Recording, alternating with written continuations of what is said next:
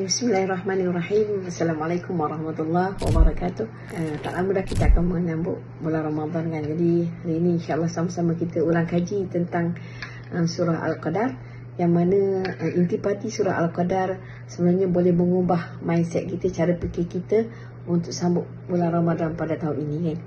Pertama sekali kita tengok Al-Qadar memberi satu kesedaran kepada kita akan nilai waktu yang Allah anugerahkan kepada kita. Surah Al-Qadar mengingatkan kita bahawasanya satu malam itu satu malam yang diberkati mampu mengubah segala-galanya. Setiap detik di bulan Ramadan waktunya sangat bernilai.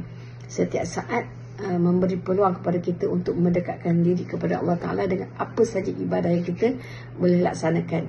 Jadi kita ubah mindset kita, hargai waktu di bulan Ramadan, fokus pada ibadah, sama ada fardu, sunat, kecil atau besar, dan cara fikir kita lah seterusnya minimalkan perkara yang boleh melalaikan kita daripada mengingati Allah SWT. Yang kedua, kuasa doa dan takdir. Dalam surah Al-Qadar kita boleh memahami kuasa doa dan takdir. Malam Al-Qadar adalah malam penentu segala takdir dalam untuk setahun.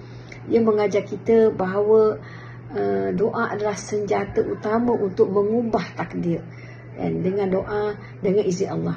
Jadi cara fikir kita, mindset kita kena berfikir, jadikan Ramadan ini bulan untuk kita panjatkan doa, yakin Allah mendengar dan Allah maha mengabulkan doa hamba-hambanya. Okay. Yang ketiga, kelebihan amal kecil dengan niat ikhlas. Dalam surah Al-Qadar kita dapati Allah SWT menjelaskan kepada kita satu malam menyamai seribu men. Jadi ini menunjukkan bahawa kualiti amalan dan niat yang ikhlas amat penting daripada kuantiti. Di mindset kita dalam memahami intipati yang ketiga, iaitu kelebihan amal kecil dengan niat ikhlas ini, fokus kepada amal kecil tapi konsisten kan. Mungkin kita boleh konsisten pada solat malam, itu solat tarawih, kemudian sedekah harian walaupun RM1, RM2 tapi berterusan. Begitu juga dengan membaca Al-Quran, Masya Allah. Yang keempat ini peluang pengampunan dosa kan. Al-Qadar adalah malam yang di mana dosa-dosa kita diampunkan oleh Allah Ta'ala sepenuhnya. Sebenarnya pintu taubat terbuka seluas-luasnya di malam Al-Qadar. Jadi kita ubah minda kita, memahami dan mengubah sikap kita. Jadikan bulan Ramadan adalah bulan kita bertaubat kepada Allah Ta'ala, bulan kita perbanyakkan istighfar kepada Allah Ta'ala, bulan kita kembali kepada Allah Ta'ala dengan hati yang bersih. Yang kelima, intipati surah Al-Qadar memberitahu kepada kita kebergantungan kita kepada Allah Ta'ala. Kita bina pergantungan kita kepada Allah Ta'ala. Ini mengajar kita segala sesuatu berada di bawah ketentuan Allah SWT. Manusia, kita sebagai manusia, kita sebagai hamba-Nya perlu bergantung kepada Allah Ta'ala dengan keyakinan yang penuh. Jadi mindset kita, kita latih. Bulan Ramadan ni adalah bulan untuk melatih diri kita, untuk kita bergantung diri penuh kepada Allah Ta'ala setiap aspek daripada setiap aspek kehidupan kita, dan serahkan segala urusan kepada Allah SWT dengan keyakinan yang penuh. Yang keenam, yang terakhir, semangat untuk mencari malam Al-Qadar.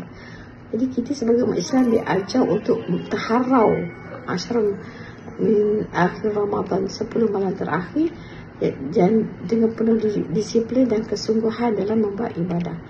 Jadi mindset kita tingkatkan semangat, tingkatkan usaha di akhir Ramadan, bukan di akhir Ramadan semakin melemahkan diri kita dalam beramal kepada Allah Ta'ala, beramal ibadah kepada Allah Ta'ala. Jadi apa yang kita faham dalam surah Al-Qadar, kita fahami, kita hayati segala intipati yang ada dalam surah Al-Qadar, kita dapat sambut. Kita bersedia dengan perspektif yang baru, yakni kita lebih fokus untuk kita memperbaiki diri, bertakarub diri kepada Allah Ta'ala, yakni mendekatkan diri kepada Allah Ta'ala, dapat menjadikan Ramadan adalah satu momen yang transformasi spiritual yang bermakna. Wallahu a'lam. Assalamualaikum warahmatullahi wabarakatuh.